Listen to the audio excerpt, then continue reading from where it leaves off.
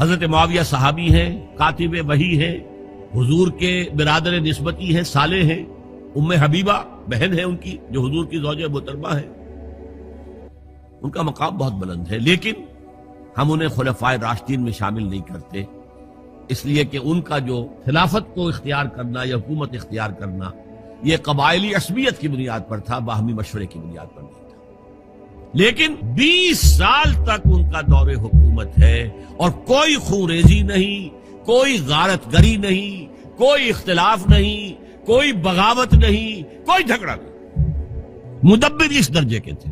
اب آئیے آخری سٹیج آئی، حضرت معاویہ کو مشورہ دیا گیا، مغیرہ ابن شعبہ ایک بزرگ صحابی تھے، کہ دیکھیے جناب امیر، مسلمانوں میں اختلاف ہوا، 4.5 سال 5 سال خانہ جنگی رہی، اب اگر پھر معاملہ آپ کے انتقال کے بعد ایسے ہی چھوٹ گیا تو اختلافات ہوں گے، جھگڑے ہوں گے، مختلف دعوے دار سامنے آئیں گے، جنگیں ہوں گی، پھر دوبارہ جو ہے فساد ہو جائے گا، آپ کسی کو نامزد کر دیجیے۔ اور پھر مشورہ دیا اپنے بیٹے یزید کو نامزد کر دیجیے۔ حضرت معاویہ ریلیکٹنٹ رہے، لیکن اس کے بعد انہوں نے مان لیا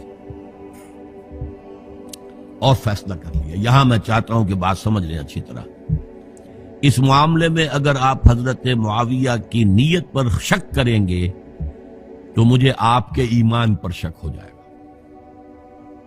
نیت پر نہیں، غلطی ہو سکتی ہے، صحابی ہیں، نیت غلط نہیں تھی، نیت کیا تھی؟ اور میں سمجھتا ہوں 100% درست تھی کہ اب اتنا پانی گزر چکا ہے پل کے نیچے سے وقت کے دریا میں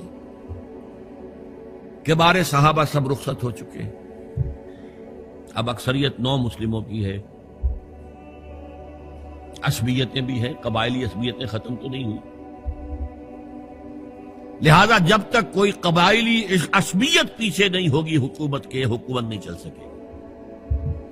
یہ ابن خلدون کا لفظ ہے، عصبیت، کوئی چیز جو جوڑے آپ کو۔ تو دینی عصبیت اب کمزور پڑ گئی ہے، اس لیے کہ حضور نے جن کو تربیت دی تھی وہ اب گئے، اکثر و بیشتر گئے۔ اب اگر ایسے ہی چھوڑ دیا گیا اور کوئی قبائلی عصبیت پشت پر نہ آئی تو پھر خانہ جنگی ہوگی، 5 سال تک ہوئی۔ اس بنا پر انہوں نے اسے صحیح سمجھا۔ آپ اختلاف کر سکتے ہیں، صحابہ کی رائے سے اختلاف ہو سکتا ہے، لیکن آپ ان کی نیت پر شک نہیں کر سکتے۔ بہرحال واقعہ کیا ہے تاریخی اعتبار سے کہ یہ 10ویں سال میں نامزد کر دیا یزید کو اپنے بعد خلیفہ کے لیے، ولی عہد۔ اس وقت تقریباً سب نے بات مان لی سوائے 5 افراد کے۔ وہ 5 افراد بہت اہم تھے، بہت اہم۔ ابو بکر اہم ترین آدمی تھے، ان کے بیٹے عبد الرحمن ابن ابو بکر۔ عمر نمبر 2 تھے، عبداللہ ابن عمر۔ زبیر عبداللہ ابن زبیر۔ عباس عبداللہ ابن عباس، اور حسین ابن علی۔ حضرت حسن کا انتقال ہو گیا تھا۔ اہل تشیع کا کہنا یہ کہ زہر دیا گیا، واللہ عالم، میں کچھ نہیں کہہ سکتا، میں کوئی تاریخ کا محقق اس معنی میں نہیں، میں موٹی موٹی باتیں جانتا ہوں۔ بہرحال انتقال ہو گیا تھا، 5 آدمیوں نے نہیں مانا، لیکن دیکھیے یہ تھی تدبر کی بات حضرت امیر معاویہ کی۔ کوئی دباؤ نہیں ڈالا، کوئی جبر نہیں کیا، کوئی کسی کو نقصان نہیں پہنچایا کہ نہیں مان رہے تو یہ کر دیں، نہیں۔ دیکھیں گے جب وقت آئے گا۔ جب وقت آیا حضرت معاویہ کے انتقال کے بعد، اب ایک صاحب جا چکے تھے، حضرت عبد الرحمن ابن ابی بکر فوت ہو چکے، اب 4 رہ گئے، 3 عبادلہ، عبداللہ ابن عمر، عبداللہ ابن عباس، عبداللہ ابن زبیر، ایک حسین ابن علی رضی اللہ تعالی عنہم اجمعین۔ جب بیعت ہو گئی یزید کی تو اب ان کے درمیان اختلاف ہوا۔ یہ بات اچھی طرح سمجھ لیجئے، تاریخی حقائق، موٹے حقائق کو چھوڑ کر باریکیوں میں جب پڑھتے ہیں تو معاملہ غلط ہو جاتا ہے، موٹے حقائق کو سمجھیں۔ جیسے کہتے ہیں میکرو اکنامکس اور مائکرو اکنامکس. میکرو ہسٹری جو ہے دو ایک طرف ہو گئے, دو ایک طرف ہو گئے. عبداللہ ابن عباس کی رائے ہوئی کہ اگرچہ یہ غلط کام ہوا ہے, یہ قیصر و کسریٰ کی سنت پر عمل ہو رہا ہے, لیکن یہ ایسی بڑی بات نہیں ہے کہ خوریزی شروع کر دی جائے اور امن و امان ختم ہو جائے. یہی بات عبداللہ ابن عمر کی ہو گئی. یہ دو تو ایک کیا ہو گئے. مصلحت کہہ لیں جو بھی سمجھے, لیکن نیت پر حملہ نہیں کر سکیں گے آپ. دیانتاً انہوں نے یہ سمجھا کہ اب جب کہ ہو گیا معاملہ تو ٹھیک ہے. حرام مطلق تو کہیں نہیں لکھا ہوا قرآن کے اندر کہ بیٹا نہیں ہو سکتا, کہیں نہیں لکھا ہوا. بہرحال ان دو کی رائے یہ ہوئی کہ اگرچہ کام غلط ہے لیکن اتنا غلط نہیں ہے کہ اس کو چیلنج کیا جائے اور اس سے جو ہے خانہ جنگی شروع ہو جائے اور فساد شروع ہو جائے. دو کی رائے یہ ہوئی کہ نہیں, we have to challenge it come what may. Abdullah ابن زبیر, حسین ابن علی رضی اللہ تعالی عنہما یا عنہم, تو یہ دو علیحدہ. ان دو میں اب اختلاف ہوا. عبداللہ ابن زبیر کی رائے یہ تھی کہ یہی مقیم رہو مکے میں, حجاز میں, مکے اور مدینے میں, یہاں سے ریزسٹنس موومنٹ ہم شروع کریں گے, کیونکہ یزید کی خلافت تو دمشق میں تھی, بہت دور. حضرت حسین کو خطوط آ رہے تھے کوفے سے. کوفہ حضرت علی کا صدر مقام رہا تھا, اور جن سبائیوں نے فتنہ پیدا کیا تھا حضرت عثمان کے خلاف وہ بھی وہیں آباد تھے. انہوں نے خطوط کا تاغا باندھ دیا, آپ آئیے ہم آپ سے بیعت کریں گے اور کھڑے ہوں گے اور مقابلہ کریں گے اور اس یزید کی حکومت ختم کریں گے. ڈاک کے تھیلے بھرے ہوئے. حضرت حسین نے فیصلہ کیا کوفے جانے کا, بہت روکا.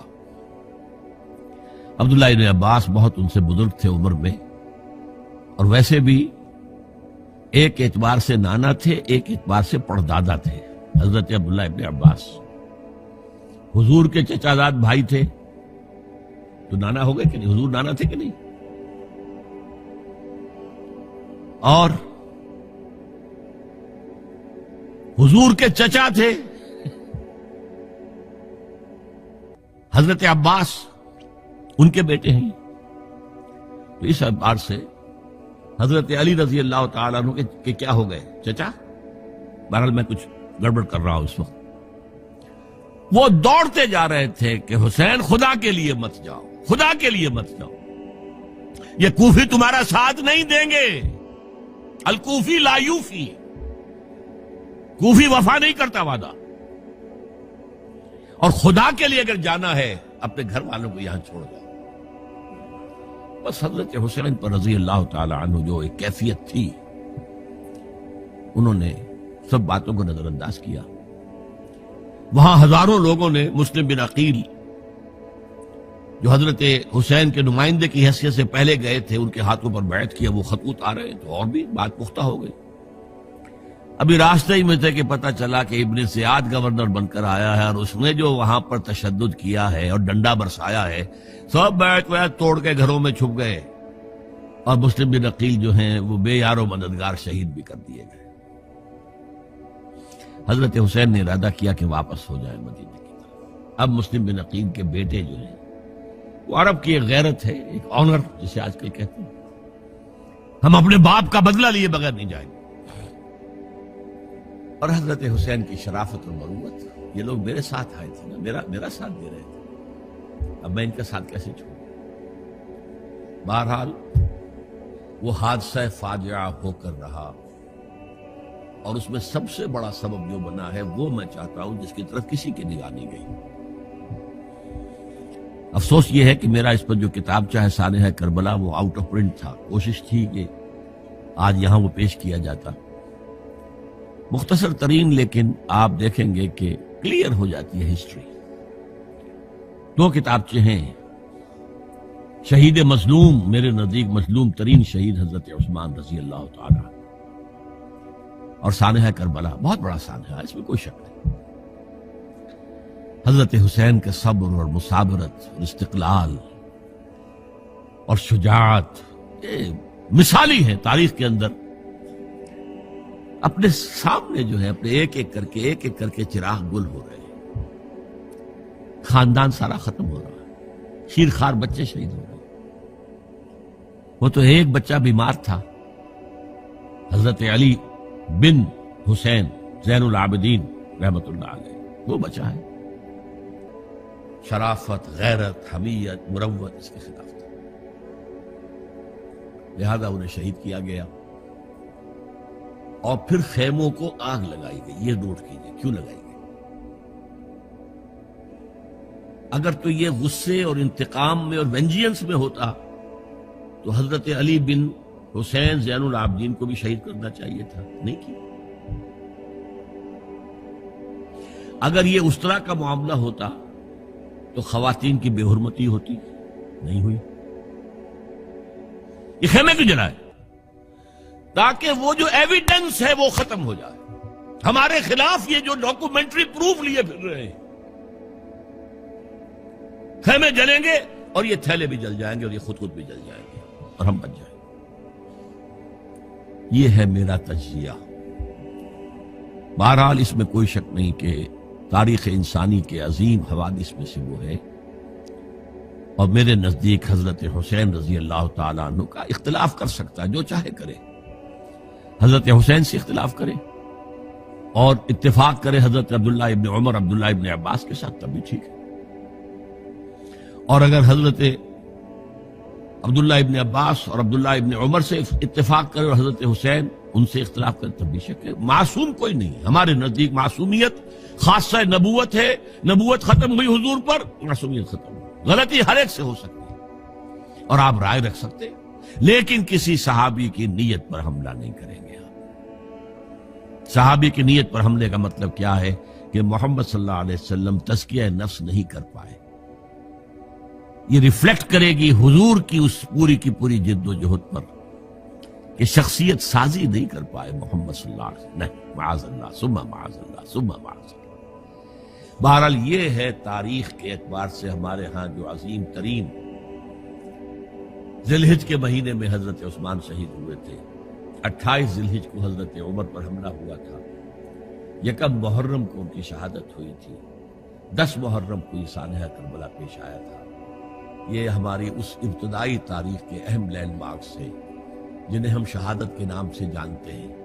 لیکن میں اب پھر دوبارہ کہوں گا کہ اللہ کی راہ میں قتل ہوئے.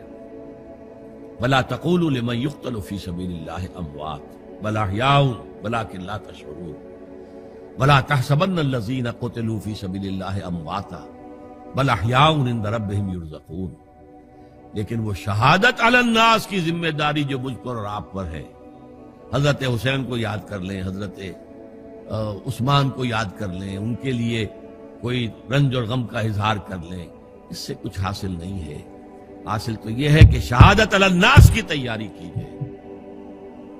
اپنی ذاتی زندگی میں آج سے گواہی دیجیے اللہ کے بندے ہونے کی، اپنے عمل میں، اپنے قول میں، اور کوشش کیجیے کہ مل جل کر اس ملک کے اندر وہ نظام برپا کرے کہ جو شہادت علی الناس دین حق کے ایک کامل نمونے کے طور پر دنیا پر حجت قائم کر دے کہ دیکھ لو اپنی آنکھوں سے، یہ ہے وہ دین حق جو محمد لے کر آئے تھے. اللہ تعالیٰ مجھے اور آپ کو اس کی توفیق عطا فرمائے.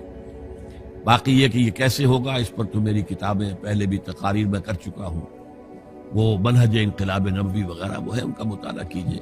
بارک اللہ لی و لکم فی القرآن العظیم ونفعنی وإیاکم بالآیات والذکر الحکیم.